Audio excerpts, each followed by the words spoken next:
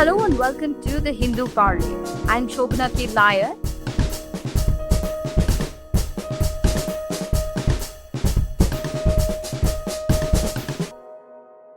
I cover politics for the Hindu, and if you are a political junkie like me, you wouldn't have missed RSS Chief Mohan Bhagwat's recent remarks suggesting that leaders should step aside at the age of 75.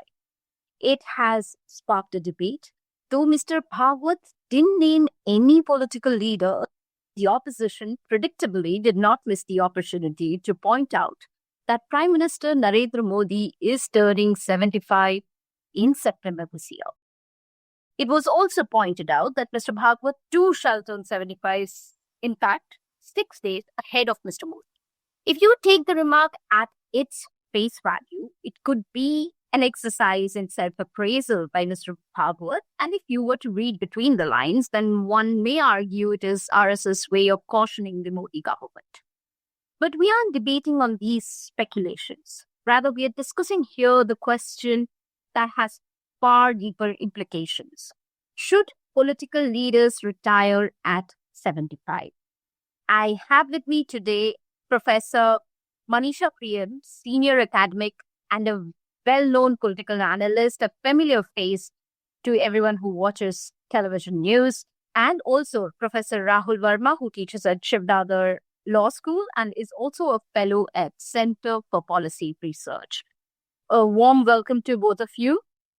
Thank you so much, Shobhana, for having me. Thank you, Shobhana, for having me here. You're most welcome. In fact, Professor Priyam, I'll throw the first question at you, and I want Professor Verma to respond once you've placed your opinion. My first question is politics across the globe, but more so in India, geared in such a way that one reaches the summit only in old age? So it's true that most political leaders who lead nation states tend to be people who are mature in the age groups. And I think the youngest prime ministers or presidents that we've had across the world, the youngest threshold has been at least in the 40s. David Cameron, if you like it, Tony Blair, Rishi Sunak, although he was not an elected prime minister, he became one by default, were all in their 40s. That would be the youngest. The notable exception in recent times, in political memory of recent times, is Jacinta Ardern from New Zealand, who was only 37 and a nursing mother as she went to the House of Parliament in New Zealand. But that's really the notable exception. Most leaders, I would say, would at least be in their late 50s and 60s. That seems to be the time. Having said that, it is quite clear that political leaders also must retire. And of course, Mohan Bhagwat's slanted mention of the age has been a point of discussion in Indian politics. But John Biden, he kind of exemplified to the world that even a mature democracy like United States went into a crisis when the president that they renominated to run was already suffering with some ailments and could not make it even though he was renominated. So yes, there should be an age. But the point is, what is the reality? Far different from what we think maybe the age. But then politically it tells that political leaders, once they grab power and come to the top, have a way of controlling the organizational machinery, the iron law of oligarchy, as Michels would say, and it becomes difficult for younger people to become top-level political leaders of nation states. That's the reality. Professor Prem, before I let Professor Verma weigh in on this, I actually also want you to weigh in on the structural issues in the politics, especially in the Indian context. Do you see that our politics is structured in such a way that it just takes too long? We don't accept a younger leader. The answers are very different. If you move from the point of view of the electorate, they would accept a younger leader. But who controls party machinery? Lalu Prasad Yadav, when he became the chief minister in 1990, was a young political leader. But the fact that he held on to the reins of power within the RJD, there has been no democratic possibility of change there.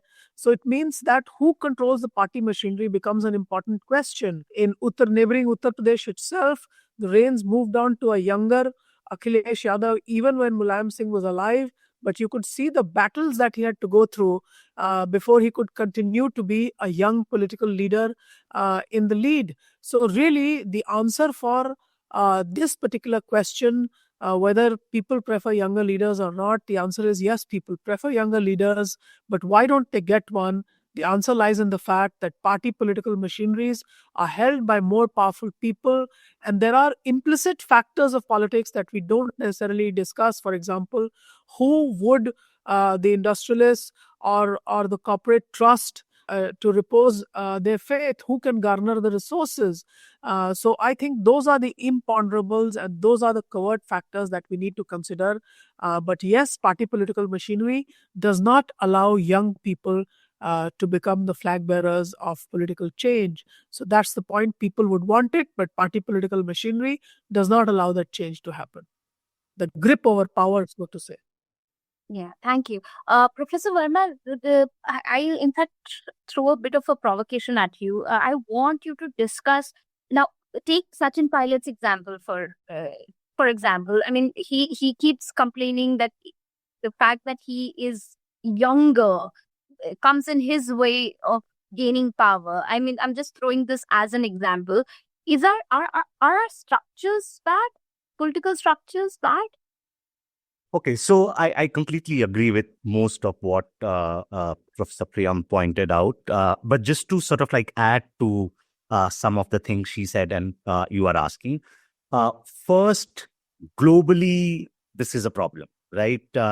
According to some research, less than 10% of all elected representatives globally are below the age of 35. And once you come to India, this problem actually accentuates. What do I mean by that?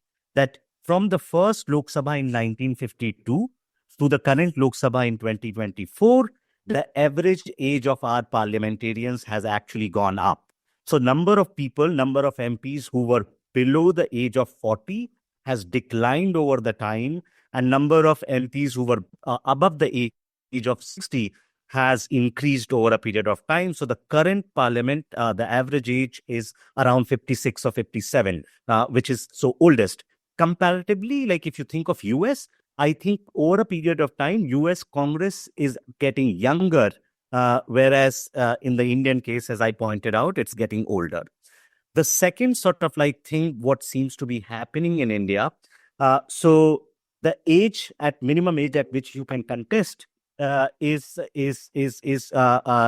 25, but you will find very few competitive candidates below the age of 30 or even below the age of 40, right? Like most of the MPs or candidates who are able to get nomination from a serious party and win elections below the age of 30 or 35 are actually members of political families. So what seems to be happening, as Professor pointed out, Priyam pointed out, that political parties are being controlled by some of these sort of like senior politicians who are not giving way to younger generation. And when it's happening, it's largely happening within the families. So it's not happening sort of like outside, fresh faces coming to the fore. And the problem, you were talking about the structures. So think of it like most sort of like people might be completing, say, their MBAs by the age of 25, 28. They enter the job market by the age of 40, 45. They must be among the top or second top leadership ranks within the companies they started 25 at the age of 25, 26. Whereas in Indian case, you are actually getting nominations to contest elections at the age of 40. So basically, the political careers start later compared to other careers. And then I think just to round up this conversation with your example of Sachin Pilot. So yes, what might be happening within the political parties. So the top leadership, which has to make decision, they are not able to sort of like ask the older generation to give way to the younger generation. And they might also fear that if you try to sort of like force someone out, it will kind of destabilize. But there is, I think, where I have, I want to add this point, is that it may not be that voters actually would prefer younger politicians if they get a chance, right? Because there could be a tendency among voters too that they think for important positions. So I may be okay electing an MLA at 30, 35. But if I have to think about someone getting senior ministerial position, becoming chief minister or prime minister, voters might tend to think that the elder person at the age of 50 or 60 is much more mature to be able to take that kind of decision, right? And so I think at that level where we are thinking at the chief minister level, ministerial level, prime minister level, you are likely to get most people at the age of 50, 60, and that kind of a thing. Right. Both of you spoke about the fact that there is control, the older leaders control the party machinery. And Professor Priyam, you gave the example of Ladu Yadav, a very interesting example, how when he started out, he was a young gun and he continues to hold the top position. Um, I want you to weigh in on the question now. How does this impact a political party's own fortunes, and if single leadership continues over the time, and if the leadership is older? And I want you to give us explain this through examples, we have Mallikarjun Rahul Gandhi stepping aside, Mallikarjun Kharge leading. The age gap is immense between the two. There is Pinarayi Vijayan, leftist. There seems to be a lot of anti-incumbency against the left, and fingers are being pointed that Mr. Vijayan is far too old to lead a party like the CPM in Kerala. So, over to you, Professor. Yeah, what would you exactly like me to respond to? So, the question is, does the fact that if you have an older leadership, does it lead to stagnation and disconnect with the voters? So, all older leaders have had to rely on younger people for this part of the connect. Really, it's the invisibles of politics. Even in the case of Pinarayi Vijayan, who you name here, almost everybody talks about his daughter and son-in-law as being important people. Now, you could see this in the case of Karunanidhi in Tamil Nadu, where it was known that there were several members of his family. Stalin, who's now the chief minister, and in Delhi, Kanimuri, Chandrababu Naidu, as he ruled in the United Andhra Pradesh, there were members of his family who were there. Now, these are the younger people are mainly used for the political connect with the masses, etc. All political parties have these younger faces. Regional parties are very, very important. In the case of the BJP, for example, Tejasvi Surya being taken in and celebrated as a young face of the party. So whether it's tokenistic or representational, but the need for youth, yuva face, yuva varg is very, very important. But I think the game of politics is far more than the yuva varg or the mahila varg, which remains a token representation. The levers of power mean a lot of control. Remember, chief ministers and prime ministers and ministers are not elected by the people. If people had any chance, they would have shown what political change can be like. And Indian democracy is one of the finest examples that tells you that working at its best in a free and fair manner, it does work towards political change. So I think the question of age is something that the electorate has not been allowed to think about. And let me tell you, the Indian electorate is a very mature electorate. And in my fieldwork and ethnographies, I have found that they use a term and they say, we distinguish respect from what is right. So they may respect older leaders. I mean, I know there's a lot of bashing of Nehru these days, etc. But you run around in the villages and they will still have a photograph of Rajendra Babu. Babu is a term of affection and respect. They will still have a photo of Nehru ji, as they would like to call him. Of course, Gandhi, who remains their Baba. So the Indian electorate or the Indian people respect their political leaders, but they also understand what is right. And the point is that on the choice side, because there's so much control over the party machinery and the levers of resources that run Indian politics or any other politics, that the leadership part is held by those who can muster the resources, the imponderables, the facts that we cannot see. Those that trust is not necessarily of the electorate itself, but those whom the captains of industry, the chambers of commerce, the corporate groups, who would they like to repose their trust and faith in? I mean, so that becomes very, very important. The second important part is that we're also, a democracy with lot of social pluralism, factions, etc. So who's the person, and regionalism, regional sentiments, of course. So the top political leader needs to be a negotiator. It's not an era of the command and control model as it used to be under Indira Gandhi's time.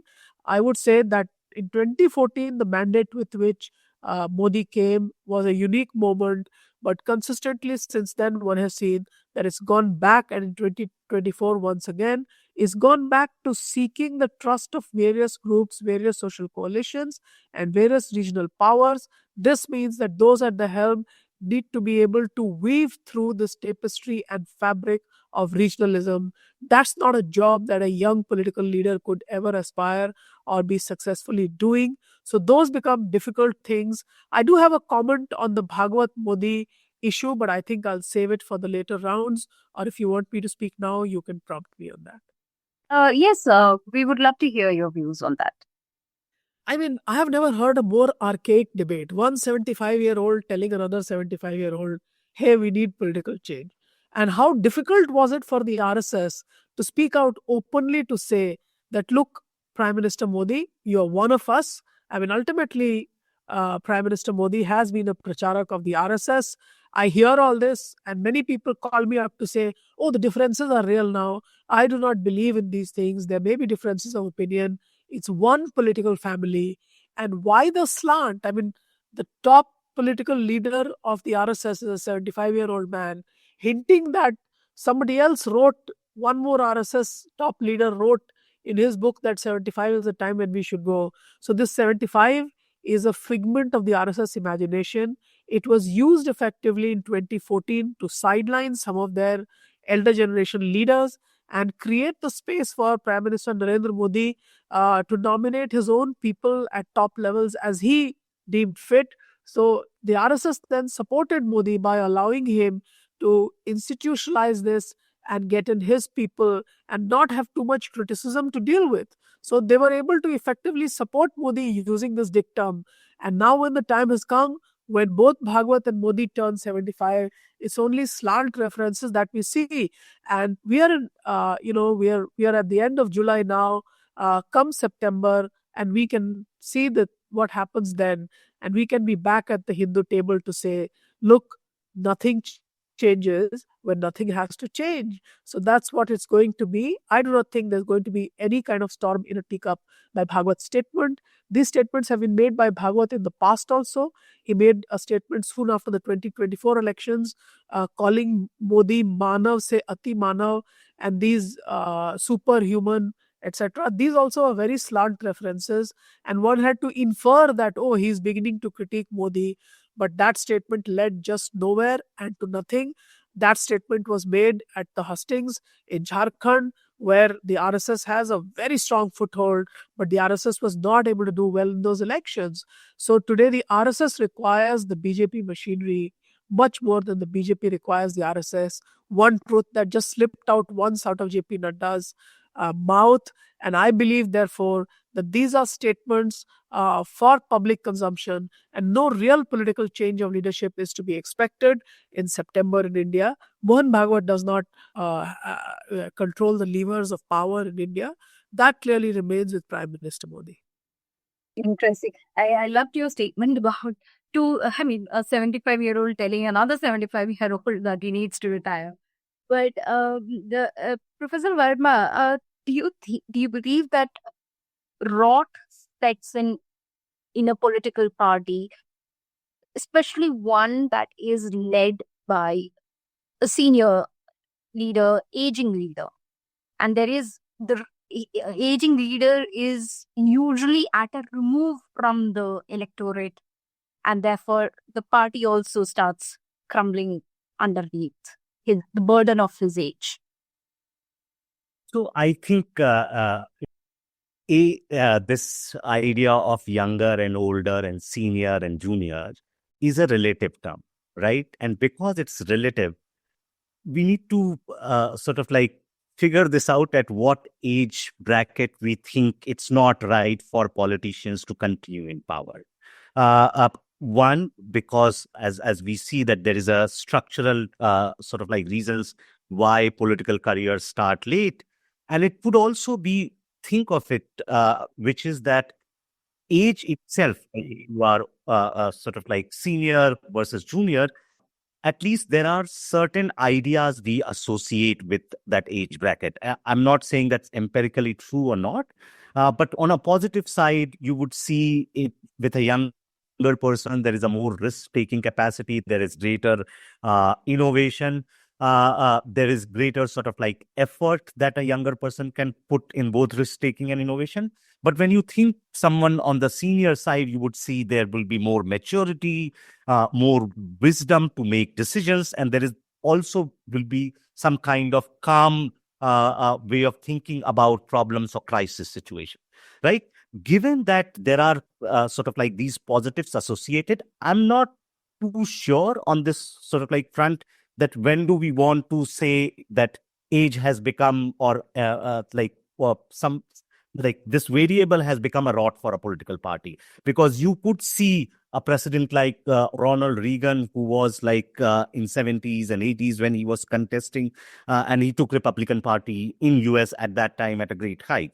So, but you could also associate with some leaders with their age or even with the, like younger person, and the party or the governance model collapse, because we don't have any empirical evidence to actually establish that age has to do something with the performance, both on the elected side, electability, as well as governance side. The reason I think we are thinking about this question or the problem that we think at some age, and at some age, what is likely to happen is that the person might be suffering from ill health, may not have cognitive abilities to process complex and lots of information, and then basically not leading his or her political party to greatness, or may not be doing good things with governance. And so while I broadly agree with this idea that at some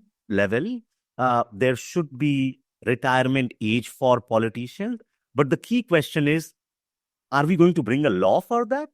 Or will this be regulated by political parties? Or politicians will become self-regulatory in a sense that once they think their health or age is not helping them, they will sidestep. Because the third thing doesn't happen, this has become a matter of debate. And so I'll stop here, and I want to, like, if you have any follow-up questions on that. Yeah, Verma, I would also like to hear your opinion about the whole Mr. Bhagwat's comments, and as Professor Priyam was saying, that possibly these are just empty remarks. Yeah. In politics, lots of remarks are made in that fashion, but we tend to discuss them. So we are discussing it here. And I completely agree with her. We may not see any change in September. But then in game of power politics, sometimes these nudges and hints also create situations for some other kind of conversation to take place. At this point of time, I think because Prime Minister Modi shapes in good health, and he has been able to win 3 consecutive state elections for the party after underwhelming performance. I don't think there are going to be sort of like murmurs within the party or outside the party for in support of what Mr. Bhagwat said, if he was hinting at Mr. Modi. I don't even know if he was hinting at Mr. Modi. We are sort of like, as analysts and journalists putting this could be just a broad statement, right? Like broad statement meaning we all think that at certain age it becomes difficult to take on complex tasks. Whether he was hinting at Mr. Modi or whether he was hinting at himself, we don't know. It would be amiss on our part if we don't discuss Nitish Kumar in this debate. In Bihar, whether he is mentally fit or not has become one of the important issues in Bihar election. And Professor Prem, I want you to talk us through how real is the fear of declining mental acuity with age and its sort of correlation with the politics. So, this is the patriarchal nature and frame within which our politics operates. Clearly, Nitish Ji is not in his best mental health. And any of the officers who shadow him will tell you this. You see this on television appearances. You seldom see a political statement now coming from him. Remember, he was the man who mastered the art of veto politics. He was the man who had lesser seats but knew how to keep the BJP as the second partner in the coalition. In the run up to these elections, you see almost no statements coming from him. There are no health bulletins about him. But to keep continuing him as a chief minister, tell me, is this the electorate that is doing this? So you can understand how divorced the issue of political leadership is in India from the issue of the electorate and political choice and voter choice. So really, this is the time that he's definitely in poor health. I respect him a lot, and I know that it's a well-known fact that I am a Bihar person, and people who will hear this will come back and say, "Oh, this was not respectful of you to have said this." So I think that the lines should be drawn, and a health bulletin needs to be put out for public consumption, because people have a right to know that those who lead them necessarily, they are not the people they have elected. Remember, chehre ki rajniti is an electoral stunt. It's an electoral advertising ploy. People don't elect chief ministers. Political parties do. But how do people pressurize political parties to say, okay, this leader served us well, but now is not in good health, and please employ some mechanism of political change? And I think that is the point where the powerlessness of people in India's democracy can be seen very clearly. If people are annoyed with their leaders, they have no way of having a voice. They have to wait for 5 years and then they vote this way or that way. And clearly, the issue of change of political leadership is divorced from the political reality of one person, one vote being the basis of India's democracy.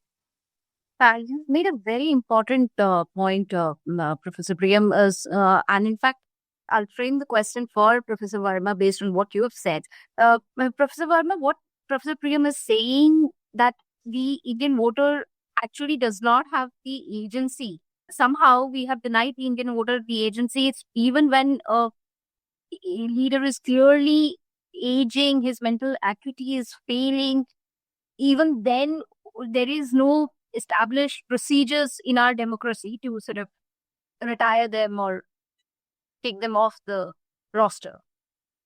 No, like broadly, I disagree with the question, but I don't know, like any other sort of like big country where voters have direct agency to be able to choose their leader. Like you may think in terms of electoral systems, that in, say, presidential system, you're directly electing your president, whereas in first past post the system, you are electing your MLAs or your MPs, and then they are electing your CMs and PMs. But Donald Trump, who just got elected last year again, is 78. Right now is 79. Right. So to me, I think, and many of these people whom we are talking about, whether Mr. Khadge or Mr. Nitish Kumar and some other leaders will contest elections, and they contested elections like they had a constituency. So voters in those constituencies are voting some of these leaders even when they are 75, 80, 85, 90. Nathuram Mirdha became a minister. So I think there are two issues. One, is it just the age, or as Professor Priyam rightly pointed out, and you also brought this out, which is that when we think of some leaders not in good shape, health-wise, to be able to perform their functions and duties as expected, should they continue, right? And there are two routes of doing this. One, voters basically telling them in some way or the other that, boss, your time is over. Thank you so much, which happens at the time of elections. And two, leaders and parties doing this regulatory work. The problem is that none of these two mechanisms have been sort of like being able to do what we are all agreed upon, which is that such leaders should not be in politics further. But neither of these two mechanisms are effective. Then what do? We bring a law. The problem with the law would be that it would be discriminatory in many ways, right? So there is no easy solution to the problem that we are discussing. Right. We are kind of running out of time, but I have one last question, and I would love both of you could be brief. And this is a larger question: whether do nations with younger leaders prosper better? Professor Priyam? I just repeat the question one more time. Do leaders Is there any empirical evidence or anecdotal evidence to point out that nations that are led by younger leaders, do they perform better? I mean, I don't know how we can talk about nations performing better or not. I mean, today on the world stage, you have such a large number of nations where there is no form of democracy, let alone change of political leadership. China and Russia would be two great examples where nothing seems to change. And you see various forms of either party authoritarianism or one-man rule. That's been the norm. So I can't say much about that, but I do feel that restrictions such as those in the US, and the presidential term is limited to two, a maximum of two. You would need to change the constitution, which is not an easy process to be able to get over that. I think that's a good norm to have. That forces some level of political change of leadership. In the UK, surprisingly, we've had a lot of prime ministers who are in their 40s. We've had David Cameron, before that Tony Blair. And prior to Tony Blair, it was only, before the World War that you had Lord Liverpool.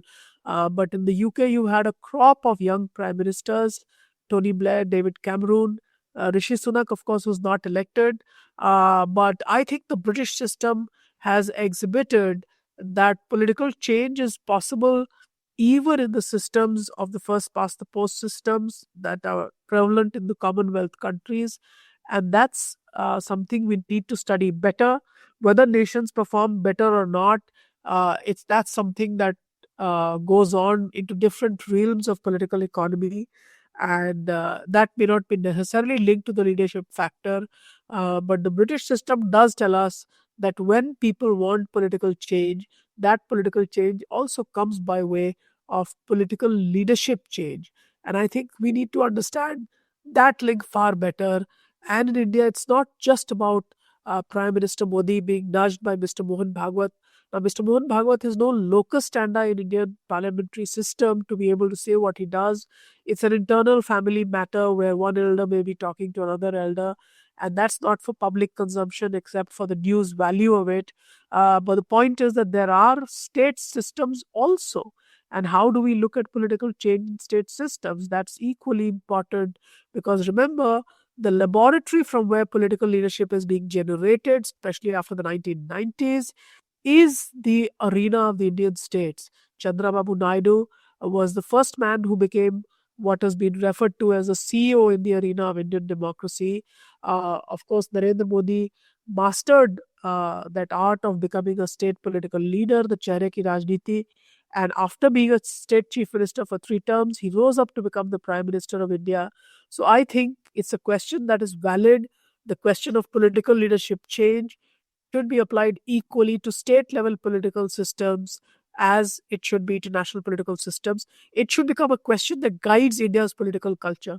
One way in which the electorate could be asking this is by asking that, look, can we have younger leaders lead?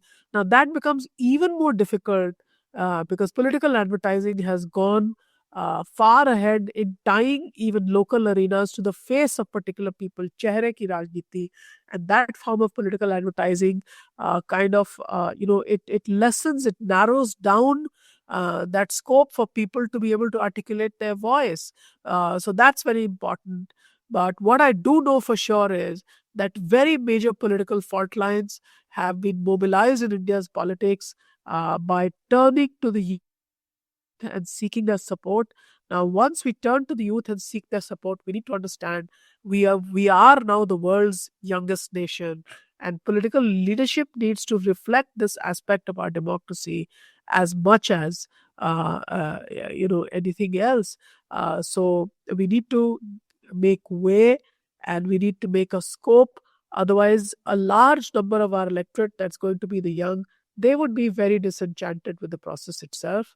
And any political democracy survives by reinculcating legitimacy and renegotiating its social compact with people. And that's what needs to be done, even in the question of age and political leadership. It must turn towards seeking more younger people as political leaders, and non-family political leaders are very important to be generated, especially in state-level political arenas. Right. Professor Verma. I'm going to make 2 points on this question.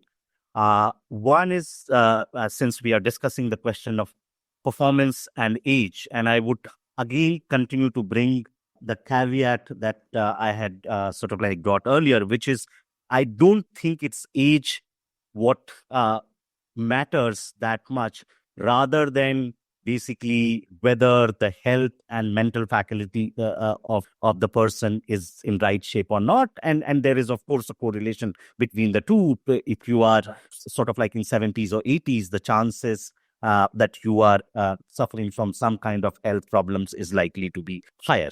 But given what we know from our data, one is that some of these older politicians above the age of 65, 70 are likely to attend parliament more and ask more questions and engage in more questions compared to the younger politicians, which is below the age of 40. Now, I'm not commenting on the quality of participation, but at least this sort of like number is important to keep in mind, at least like the first level of engagement that we expect from our politicians to attend parliament and engage in discussions. The second question that you asked is about whether we have any evidence on age and economic development across the globe. So no, we don't have, and there is a problem on that, because some of the countries which are economically developed, they are also likely to have younger leaders. So think of UK, as Professor Priyam pointed out, or some of those other countries. But you will also find sort of like older leaders and who continued in power for a long period of time and led their countries to great heights. Lee Kuan Yew and Singapore would be an example, right? But at some point, Lee Kuan Yew decided to step down and make way for other people to come in, while he remained part of the government even after his retirement as the Prime Minister.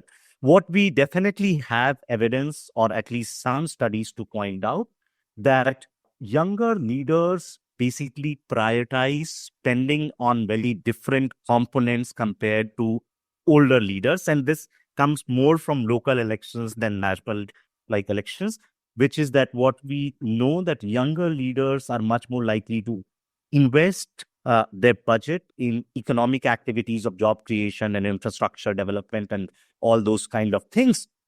What that means, that it basically reduces the portion of spending on social welfare, especially sort of like health related schemes and measures. And sometimes it could be sort of like money that is parked for care for elderly and all of those things.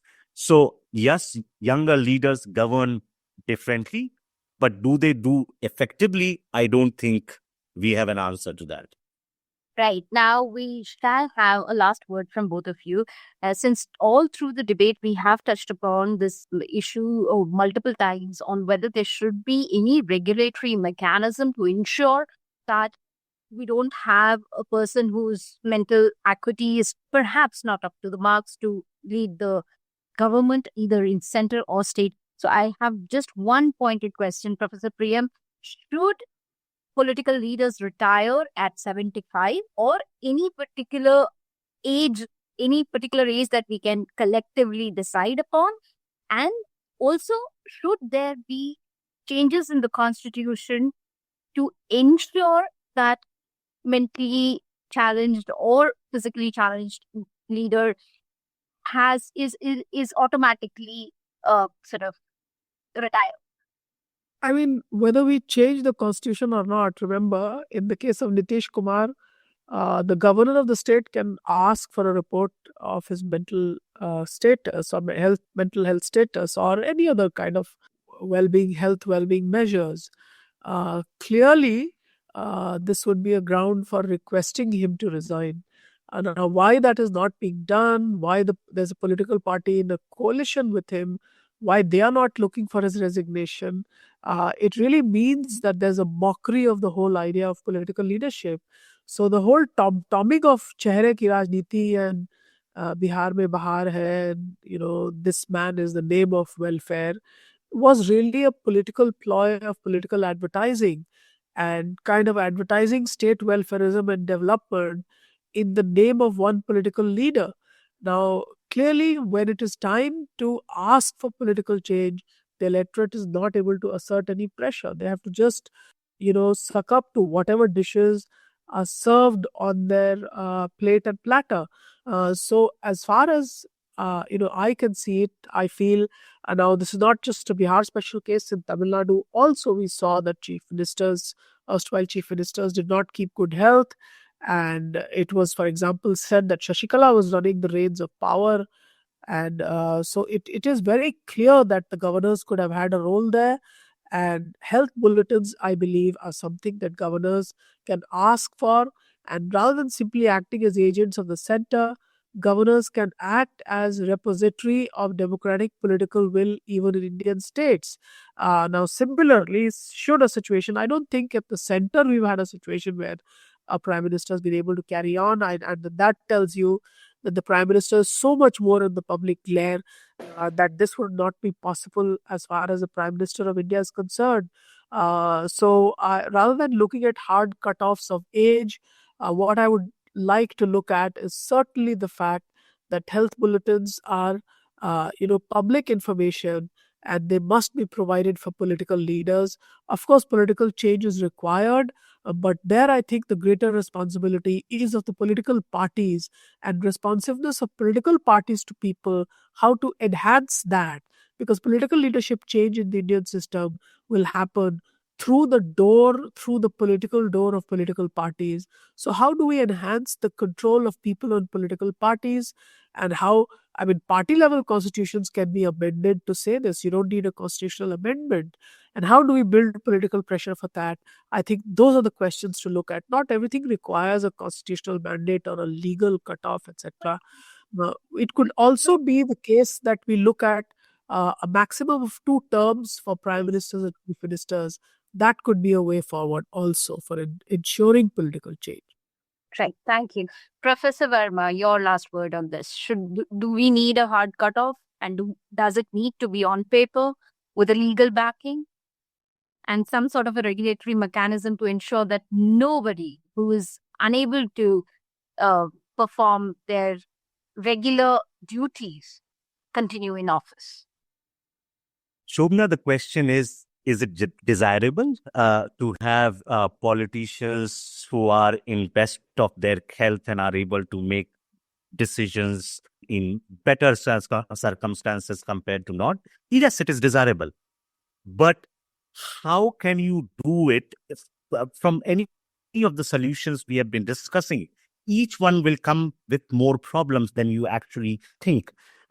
Having cutoffs will also require you to then perhaps be able to create conditions so that people are able to start their political career earlier, and not just from legal definition that, you can contest elections at the age of 25 onwards.